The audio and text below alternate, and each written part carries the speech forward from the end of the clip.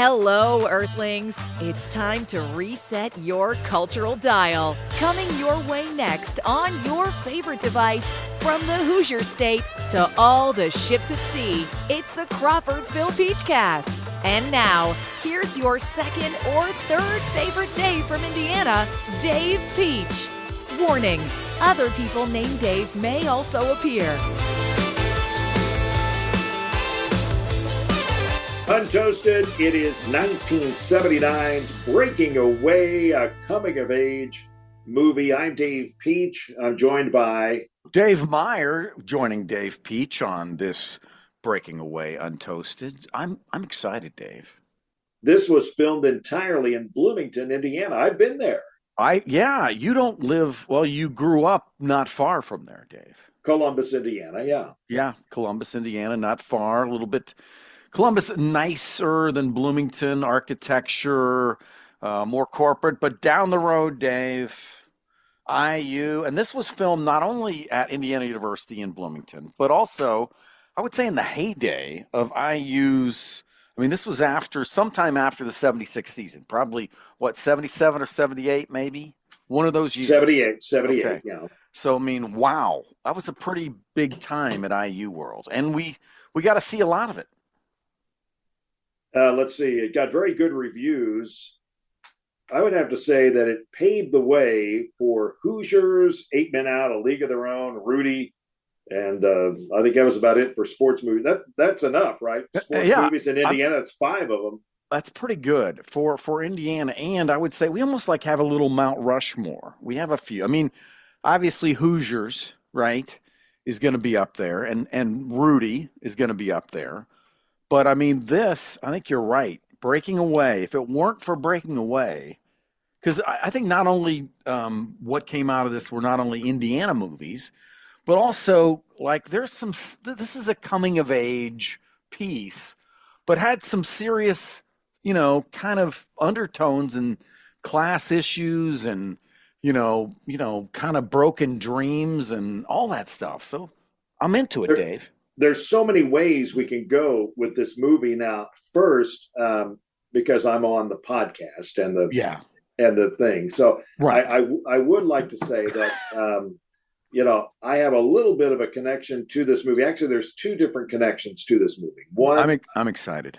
I knew a guy that was in the fight scene as an extra, Tim Grimm. I went to high school with him. So Tim, if you're listening, I'm going to send you a $20 bill. If you say, hey, I heard the podcast, I heard you're Tim, I'll send you a $20 bill. But and then also I actually was the anchor, lead play-by-play of the 2002 Little 500 in Bloomington, Indiana, and I felt kind of weird being a Butler guy. Oh yeah. And it's it's the biggest college weekend and all this stuff. And on the broadcast with me was a guy named Jason Sonneborn. Okay. Who was a fantastic announcer. And he did a great job. And then we also had Dave Blaze, and Dave Blaze was the inspiration. Well, that's amazing. I want to hear all about that. Well, maybe Dane can splice in a highlight or whatever. But I did realize when I watched it's on YouTube. Okay. Go to the 2002 Little 500. You can watch some of it. Well, watch the whole thing on YouTube. And I was fat in 02. So thanks very much. Yeah. Okay. I hate that. I hated that. Dave, that's not I don't think that's the headline of that whole deal. Maybe not. But, and I was, anyway, it was kind of cool to see that. But it was there anything? Oh, and Jason is very good. Jason's very good. Listen to Jason. Okay. But anyway, Dave Blaze went to IU. He was a Phi Kappa Psi. He was the inspiration for Steve Tesich. Okay. Steve Tesich was an IU student alongside of Dave Blaze. Okay. So he wrote a screenplay. And by the way, he won the Academy Award that year for Best Original Screenplay. How about that? For the movie Dave? Breaking Away. Wow. This is, we don't do a lot of Academy Award winning movies. No. So this is. But Dave Blaze, a total Chuck Wepner. Oh my gosh, people! Chuck Wepner, of course. Was he the Bayonne bleeder? Was that he was correct? The inspiration for Rocky? Yes, yeah. The Bayonne. He ended up making millions of dollars suing Sly Stallone. We've talked about this in a previous podcast, but we're bringing it back around. But this movie, if you think about it, mm-hmm. And I thought about it a lot, which is good. It was after Rocky.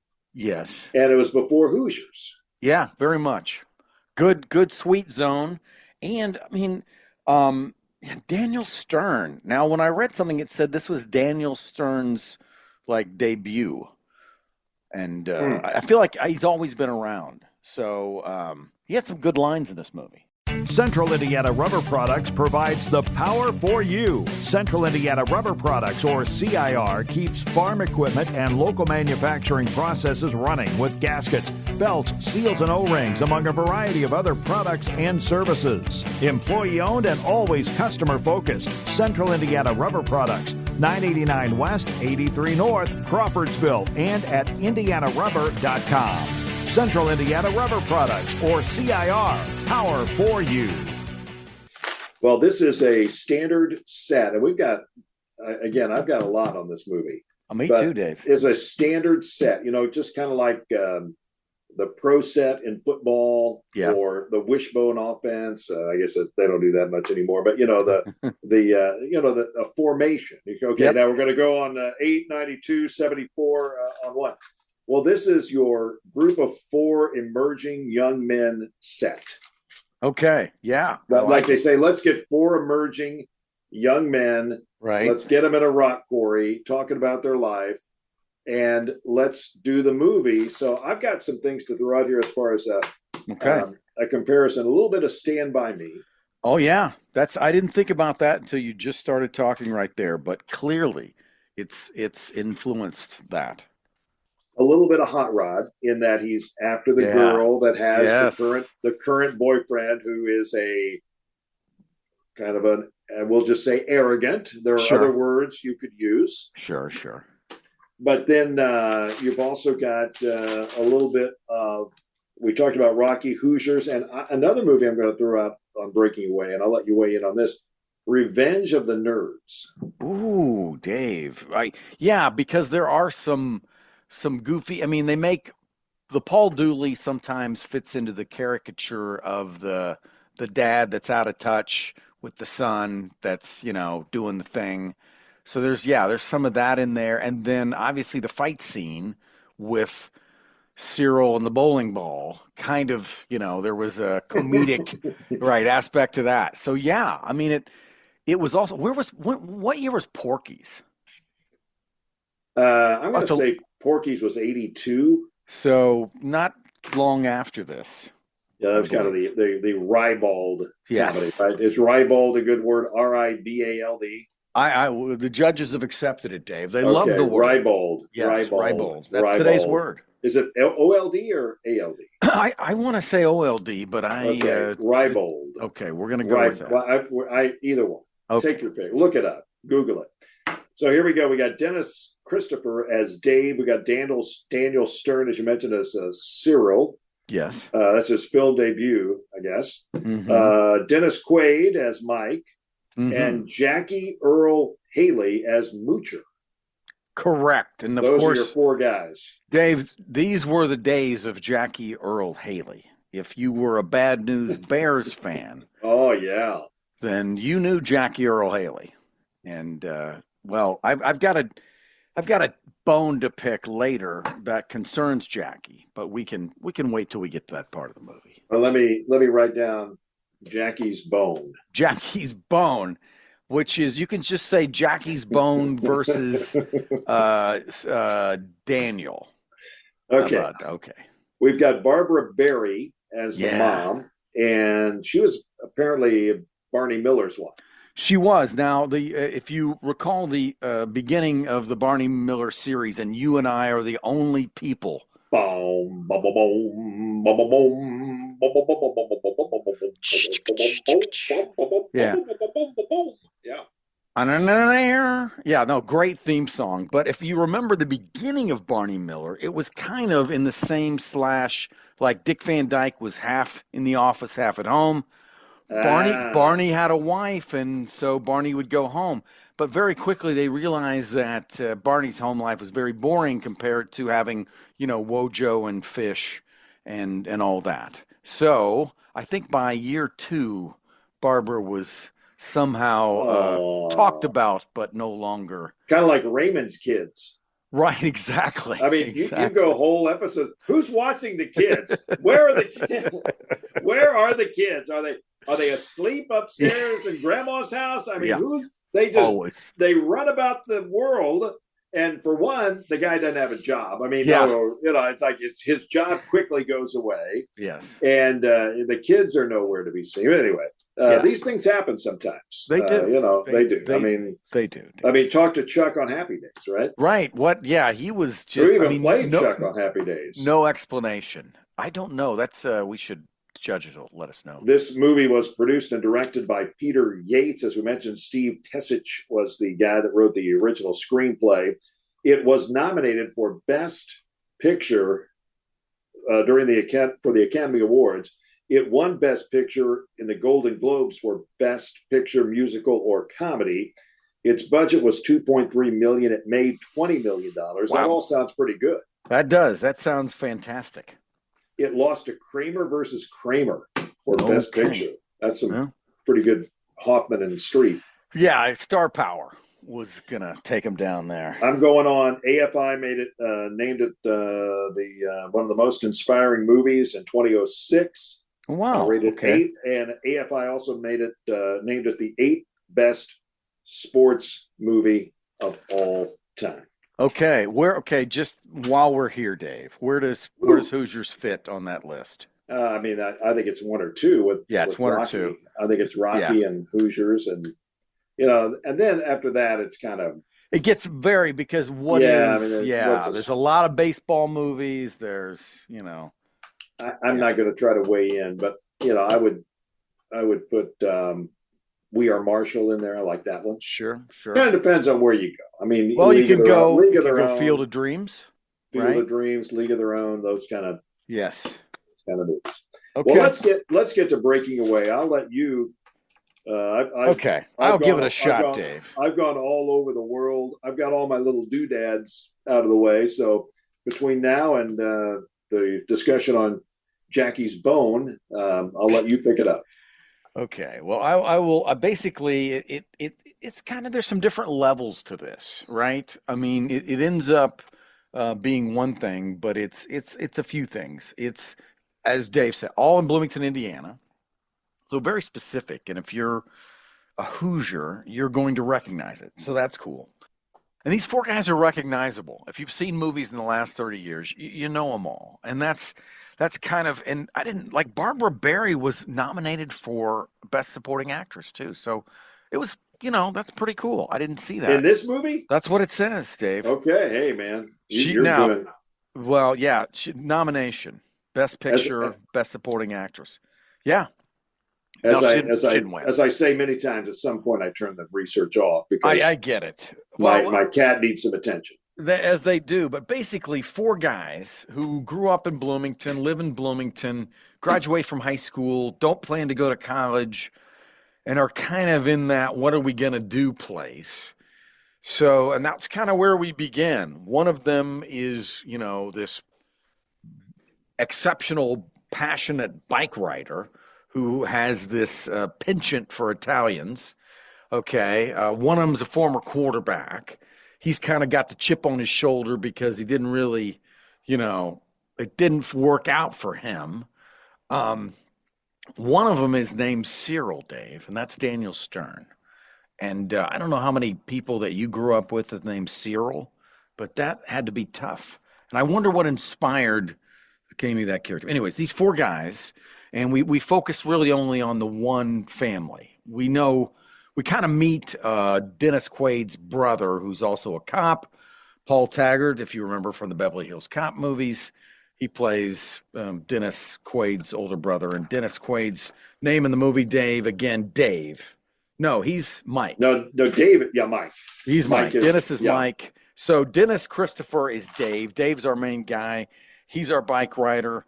He's got his 3 compadres, and they're basically 19, and they're not sure what to do with their lives, and they live in the middle of college town where everything revolves around this. And they're kind of caught in this in-between part of history and going forward with this connection with limestone and the quarries.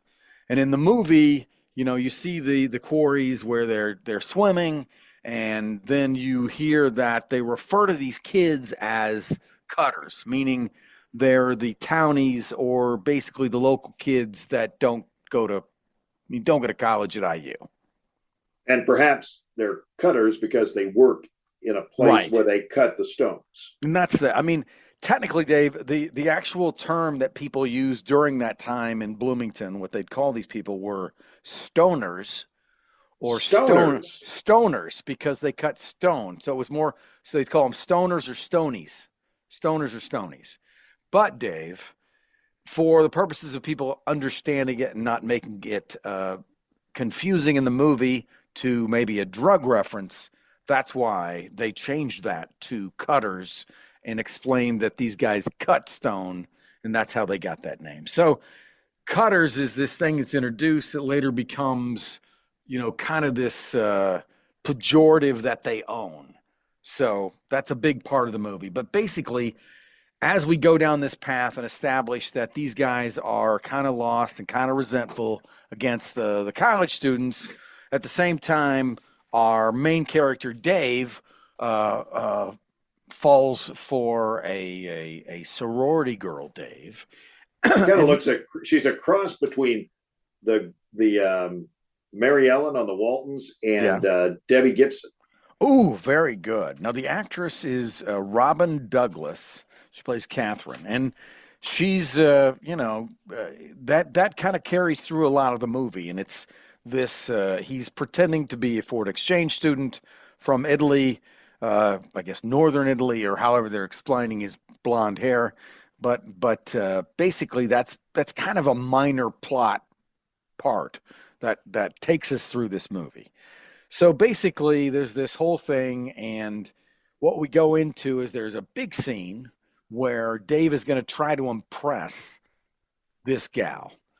So he gets Cyril to play the guitar, and they learn an opera.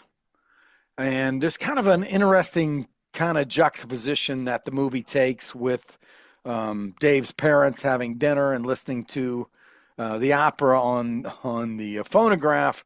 At the same time, this guy's singing with Cyril. So what happens is he old school serenades, sings this Italian opera song. All the girls come out to listen. Oh, it's cute.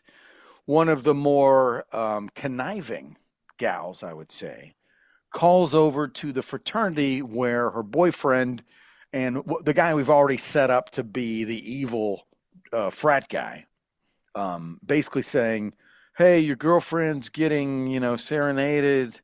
So these guys jump in their Mercedes convertible, and they all ride like they're sitting on top of all the seats. I don't know if that's safe or that was the quickest way they got in, but what is Let that? me tell you this. Let me just tell you this. Okay. In 1978, when this was filmed, Yes, none of these kids worried about seat belts. No. I mean, they would stand on their head in a convertible. I mean, there was no regard for safety whatsoever. And then when they got done, they all drank out of a garden hose. Exactly. So they show up, and by this time, conveniently, the girl has come down, and she and Dave are taking a walk. Poor Cyril, trying to just leave with his guitar cleanly, has to deal with the bad frat guys who beat him up. We really don't see that, but we see later that Cyril has been beat up. So that then our kind of more resentful ex-jock local Mike, former quarterback with a chip on his shoulder, who, he not only hates the college students in general, but really hates the fraternity guys, right? So this gives him excuse. That's where I get the Revenge of the Nerds. Yes, right. That's the connection. So they go back, and it's like he wants to pick Ted a fight. McGinley was in Revenge of the Nerds. I just remember. Right. And this guy, our main, there were like a couple of Ted McGinley looking guys in this. There's one blonde guy in the one fraternity that doesn't speak much, but he's channeling Ted. But basically we end up with this weird. No, this place is like a diner / bowling alley, Dave. I mean, is that what we're in? Yeah, you got a diner. Yeah, I mean, you got a little restaurant, you got a little bowling alley. I mean, so they go there, and everybody's there, Dave. All the students, everybody, and the next thing we know, the Cyril character, Daniel Stern, has his fingers jammed in a bowling ball right as basically it looks like the fight is not going to happen, and then they call Jackie Earl Haley's character Shorty or Short, whenever this is the madcap thing, whenever he is called some pejorative dealing with his height, he's going to punch somebody. So it's like, okay, here we go. So he punches somebody. We're on at the diner. Cyril is waving the bowling ball around. It's starting to get a little stuff's going to get broke here and there. And then Mike's brother, the cop, comes in because everybody knows everybody, right? Break it up. Right there, baby. Oh. Well, for one, Cyril, with his finger stuck in the bowling ball, completely just went by the people that might be able to help him you would think you'd go to where you rented the shoes or go to the counter and say, hey, my finger's stuck in the bowling ball. Can you help me? But no, he goes right on to the restaurant, which, is, I guess, good for the plot. Yeah, it worked well for the plot, but that kind of puts us into this new area. So what happens, Dave? Well, Dave, President John Ryan. Who is John Ryan? The actual John Ryan. Actual John Ryan. I think 2 things were written into the contract this movie. Maybe 3. One was John gets to play himself, and be on camera. Second thing is Roadmaster Bikes are going to be called out by name. Gentlemen, mount your Roadmaster Bikes. And the last one is that whole filmed entirely in Bloomington, Indiana, and you got to play the IU fight song. So anyway, at this point, though, John Ryan, being the benevolent president of the university and also the overlord. The thing of it is, Dave, he's got a problem on his hands with this battle between the university and these boys that are just living in Bloomington. They've done nothing wrong other than the fact that they live in Bloomington and they don't go to IU. So he's got to do something to make it right. What can he do, Dave? What could he possibly do? Wait a minute, Dave. What is the most important thing to those fraternity guys? What is it, Dave? It's a boat race. No, that was another movie. I'm sorry. That was the yacht race. Was that One Crazy Summer? The incredible yacht race. It was not a yacht race. I think regatta. Madison. What is that? What's that thing in Bloomington? The big lake. What's the big one? Lake Monroe. That would be Monroe. Lake Monroe. Okay, it was not a yacht race on Lake Monroe. It was not, Dave, but it was the Little 500. So he's got the most important event, Dave. Bum, bum, bum, bum. What is he going to do? But he's going to say, okay, here's how you're going to settle this, right? Yes. And what are they going to do, Dave? He's going to allow a team from the city of Bloomington, some young men, to compete in the Little 500 against these fraternity guys. Dave, that's never happened before. Never happened before. That's crazy. That's kooky. So that sets everything in motion. Well, let's see. You are, we can talk about a few things. There's so many things that hit the movie that, kind of one-offs. One, we'll talk about the Cinzano 100, where the Italians take him out. Also, there was the semi-truck scene where he's going 50 miles an hour on his bike. I don't know. And the semi gets pulled over and he doesn't. His dad refers to Italian music as Idy music. I've never heard anyone say Idy food or Idy. Yeah. I hope that's not really bad. I don't think it's it was in the movie. Right. It was in the movie, so we weren't worried. This was the era of offensive. And Paul, I don't think it was enough, but he did say it a lot. Idy food, Idy music. Idy food. We got a little bit of Dave asserting himself as an honest used car dealer. Yes. It causes his dad to have a medical emergency. Right. Now I didn't explain the actual. I was trying to say, Dave, is he having? Is this a panic attack? I don't know. But he kept the word refund, Dave, caused a physical reaction. Man. Yeah, it was bad. Both. It was neurological. It seemed to have some cardiovascular effects. It was something, Dave. His dad had I think the line in the movie, when I was young, I was tired and miserable. Yes. That was a beautiful line, Dave. It was a reaction to his son saying, I'm tired and miserable. Well, when I was young, I was tired and miserable. Isn't everybody? Right. Let's see. Shaves his legs, I guess. Yeah, do they do that in cycling? Do they do that in cycling? Oh, yeah. I know they do that in swimming. Aerodynamic, Dave. Yeah. Got to do that. Now, I want to, my favorite line. One more line. Oh, go ahead. Okay. You go ahead. No, the fraternity guy that we set up to hate him, okay? At one point, we established that he's also like charming another co-ed, right? Besides the one he's supposed to be dating. Yes.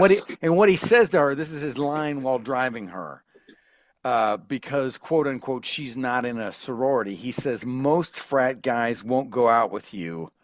I'm the exception. So this was the era where, you weren't big on the frat guy right there. Everybody, I like this one. Everybody cheats.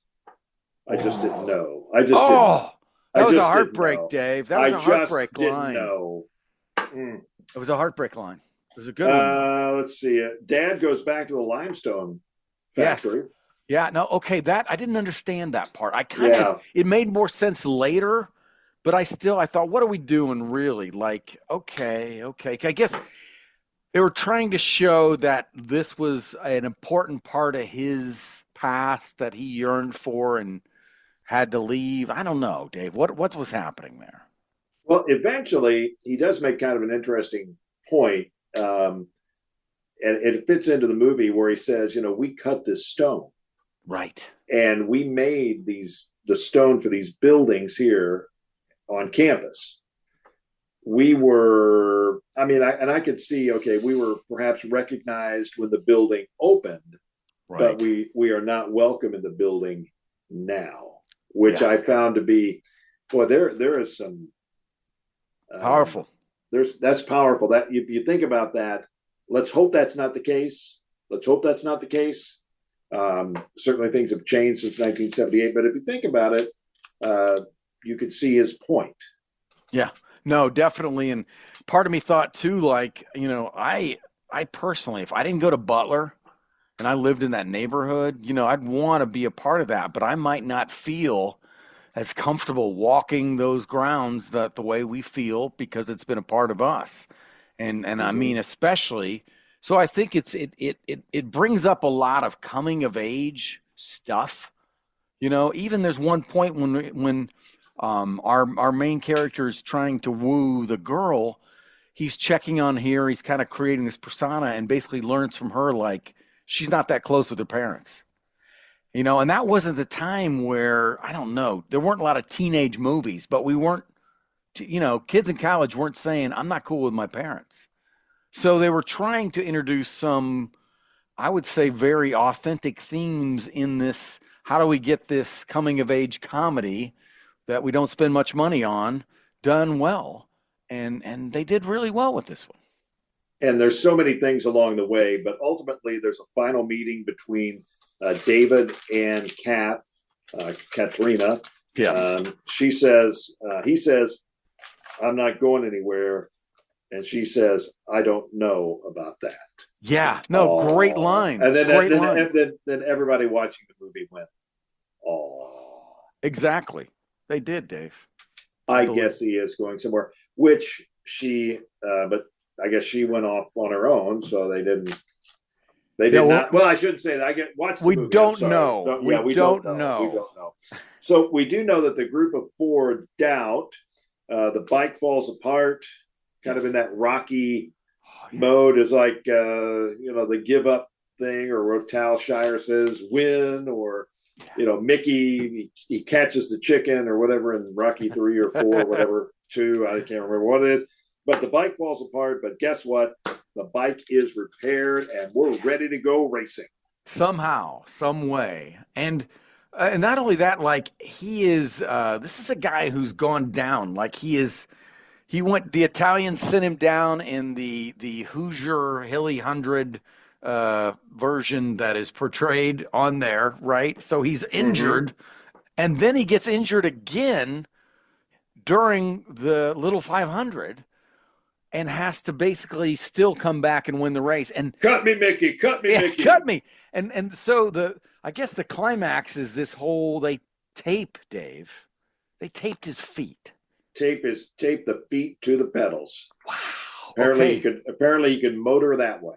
So that was basically saying, okay, no one else is going to ride. No. For the rest of the race. No. Point of no return. Now, this is from the inspiration. Did the original guy do a bunch of these laps, or do we know more of that story, Dave? I believe Dave Blaze was the primary writer.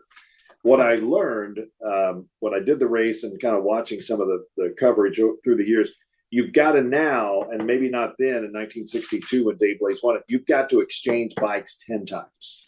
Oh, okay. So you can't do that. I'm sorry, you've got to exchange riders 10 times. Okay. So you can't have one person. You can't load it up like that. I don't think that. I think that's the case. But was that the case in 1962? I'm not sure. I don't think it was. Okay. I could be wrong on that. I could be wrong. But Dad does his shooter impersonation from Hoosiers. Well, actually a foreshadow of Hoosiers, because he's listening to it on the radio.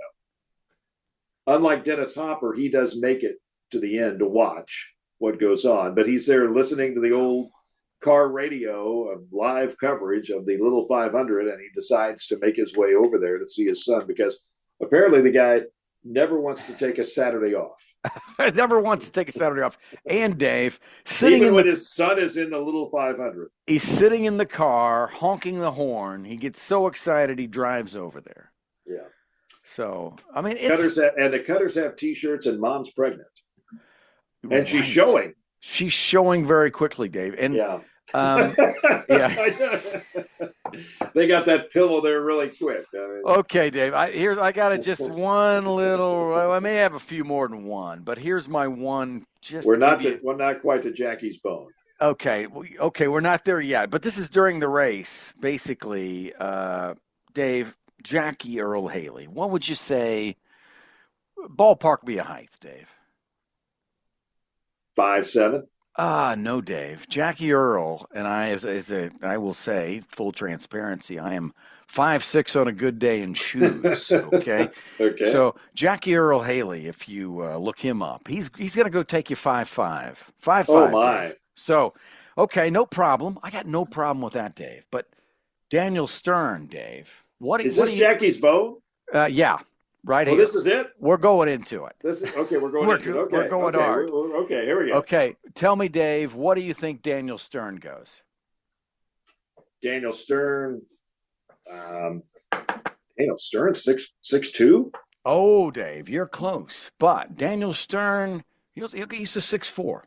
6'4", okay. Okay. I didn't know exactly where you were going here, there, little so there. I edged it down just a little bit. Okay, so let's just say, Dave, you're 6'2", close to it? I'm 6 feet tall. Okay, so let's say you're 4 inches taller than you were. Okay, and I'm an inch shorter, or let's just say I'm pedaling in my bare feet. Mm-hmm. Dave, do you think we'd have to monkey with that seat before one of us could take off? Because there's I got you. I get what you mean. That didn't happen. I watched, and there's no way Jackie. Well, you did. In the movie, Dave, Jackie Earl takes over from Daniel. And, well, Dave, his feet wouldn't, quote, touch the pedals if they didn't do something. So anyway, that's just my little bone to pick there. That's it?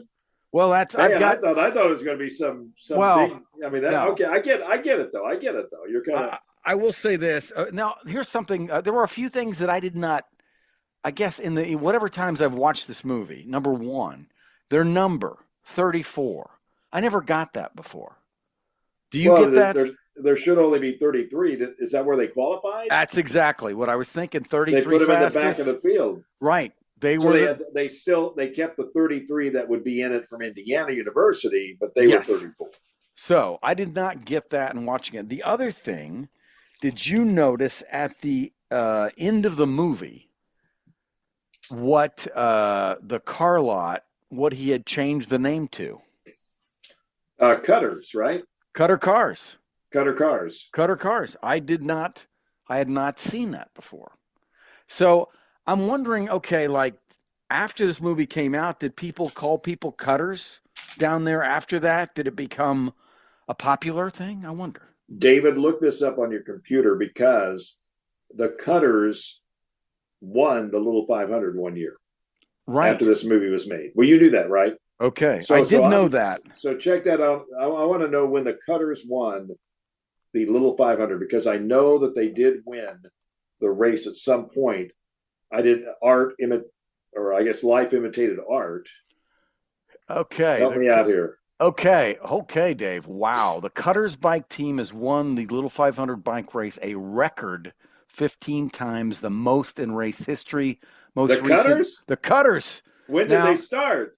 I don't. This is the latest AI, but basically the Cutters are a popular team. What happened? It's like anything else. They became, so. The Cutters have won the Little 500 15 times? 15 times. We'll have to dive a little deeper to get. Wow, that'll be, we'll have to, I don't know when we'll get to it, but I'm going to take your, hey, sounds, I did not know that that's almost dominating. It is. Yeah. Now, yes, Dave. And, boy. Takes it full circle. Full circle. And we're 46 years. Am I correct on that? Wow. Something like that, almost 50. And as far as TV coverage, I know that CBS did it one year. I know that ABC picked it up a few years. Probably sent Jim Lampley there. It probably did. And this was a big deal. A TV series came out of this. Now, it didn't last long, but Sean Cassidy was in the lead of that. Barbara Barry kept her role. Jackie Earle Haley did, and John Ashton as well. This movie I think is one that should get another look, right, from more people, because I think people know about Rudy and Hoosiers and yada yada yada, but this has got some different, muscles to it, and it also really showcases Indiana. It is even more so than Hoosiers. It's a movie that happens to have some sports in it. Yes. It's. I mean, you could call it a sports movie to a certain extent, though, but it's more. To me, it stands more on the Stand By Me, the Outsiders, that kind of, again, that group of four guys. Yeah. And then we see later on, inclusivity, I guess you could say, when you got the Breakfast Club and St. Elmo's Spire, and those type of movies where you blend in the female. You got the Ali Sheedy and the Molly Ringwald and Emilio Estevez and Judd Hirsch and all that, the Brat Pack, I guess, if you will. Yep. But in this instance, it was the four guys. And, I was thinking about this today. They're sitting there in that rock quarry. Yep. No cell phones. In fact, right. If you think about it, what a bad place for a cell phone. Concrete and water. I know one thing. I've dropped my cell phone on pavement. And you do not want pavement. If you drop it on carpet, you're fine. Drop it on carpet, the thing will bounce up. you're fine. Maybe that little thing that you never use to make notes on will pop out. You got to remember to put it back in. But you do not want a cell phone on concrete. You don't want to drop on concrete. It will. I dropped Matthew's watch phone on the sidewalk. I go, I mean, drop it anywhere by concrete. But anyway, I say that to say this: no cell phones. They basically have to look at each other. Yes. And figure out where they are and where they're going. It's, they're out in the middle of nowhere and they're diving in and getting, I mean, it's like, it's a very, like seatbelt optional world we're looking back in, right? And, and it's also like a world I mean, like they're speaking to a lot of themes that are similar in how manufacturing has changed in our country, how AI today is changing, what jobs and how people work at jobs. So there's a lot of relevant kind of feelings that are in this movie that are grounded in what people are going through and have gone through since it came out. You could go that whole then and now. I'm not going to go there. I do like the just the simplicity of the four guys. Yeah. Trying to figure it out. Yeah. And I mean, this was also like, if you look at this movie, okay, flash forward a few years, a different version of this. What about Diner? Daniel Stern, again shows up in that, but guys trying to figure it out. It's not really, I mean, in that case, college or, was part of it, not part of it, but it was about how these people, these lifelong friends operate in a world that's changing and not maybe as either easy or as clear as maybe they once thought. So, this is a fun movie. I feel like this kinship to, Indiana at that time.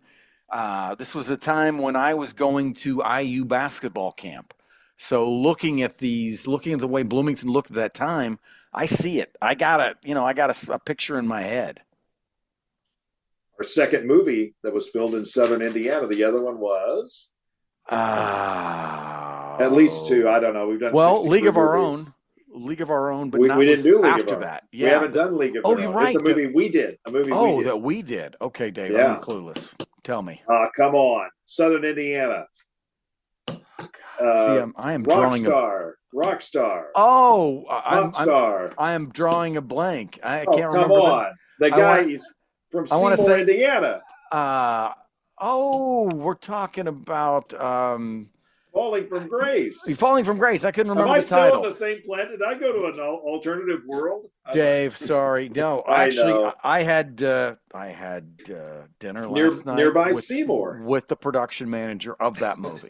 I did, and I still could not come up with it. Okay, that's crazy how that works. But to my knowledge, the only other Southern Indiana. Yes, movie, and again a good sleeper. But yeah. Yeah, it was. I don't know. It was. It had Claude Akins. We'll say that. Any final thoughts on Breaking Away? I love this movie. I almost want to see it again. The only other thing that I was thinking about that was fun for me, Dave, was, again, we talked about it earlier. This funky, cute side plot where we have him pretending to be an Italian. And then this coming of age when he kind of gets his innocence shattered and he goes back to this girl that he's pining for and basically has to tell her, hey, I'm not who you thought I was. I'm not who I'm trying to be. I'm just a local guy. So he's bearing his soul. Now, Dave, it's pretty obvious from the moment he is starting to talk to her that he has been fabricating his persona before it. But Dave, that scene lasts maybe 5 minutes before she comes to terms with the fact that this guy from Bloomington has blonde hair and no accent, maybe isn't the Italian he portrayed himself to be. So I felt bad for her in that she, I think she redeemed herself after that with the scene where she says, you might be going someplace after all kind of thing. But at that moment, Dave, I thought this is a dense human being. That's what we're showing. She is god awful stupid here. If the hint is on a neon sign, it might not be any clearer. So that was big. The only other thing too that you talked about relating to this, taking the posters down of the Italians, Dave. Ooh, when you're taking the posters down. Oh, that's a big deal. It's a big deal. You've been hurt. I remember when I took my Jim Zorn poster down. Yeah, I don't think I got around to. I don't think did that joke hit Jim Zorn? It did. Wait a minute. Dave, Wait a minute. There's a guy driving.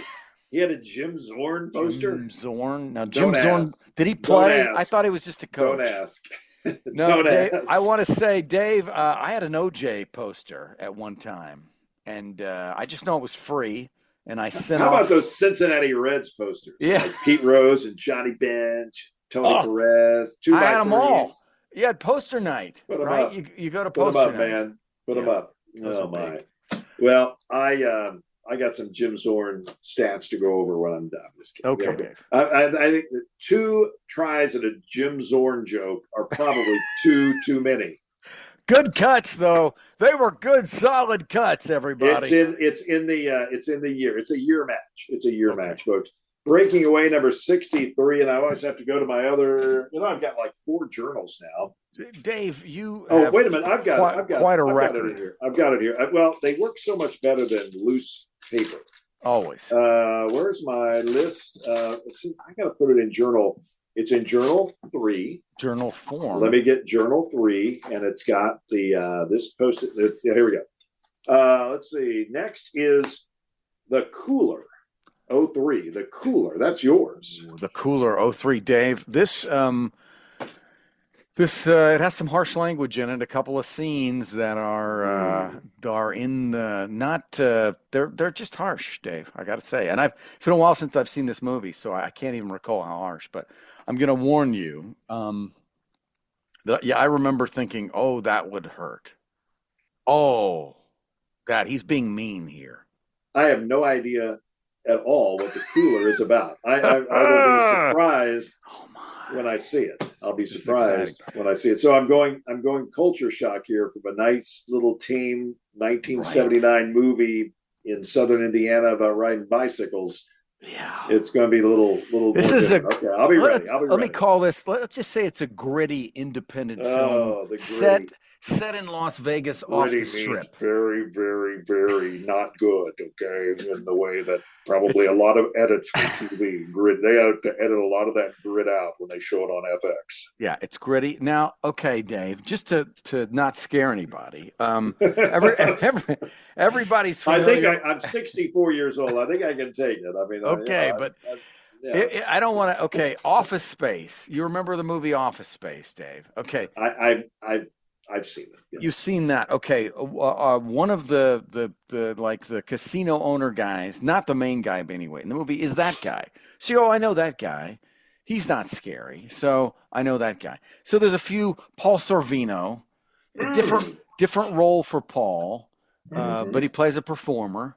But Alec Baldwin carries this movie. Not another Alec Baldwin movie. Yes, Dave. How many of those have we had? It's been more than one. We've had quite a few. The last one was Elizabethtown. Yes, important scene up front. He's in more of this. She's having a baby. She's having a baby while he's in that one. Yeah. Dave, okay, and maybe more. I'll just say this, just as a last teaser. Okay. So let's say that the character from She's Having a Baby grows up, moves to Vegas, and runs, a casino. There you go. You got grit. There's a start. You got gritty. It's there gritty, folks. Okay. Nice word. Dave, breaking away a beauty. We'll look forward to the cooler on Untoasted. My pleasure, Dave. I'm Dave Peach. He's Dave Meyer. That's Untoasted. Thank you for listening to the Crawfordsville Peachcast. If you enjoyed it, follow the podcast and ring the bell so that way you'll always be up to date with the newest episodes. We'll see you next time.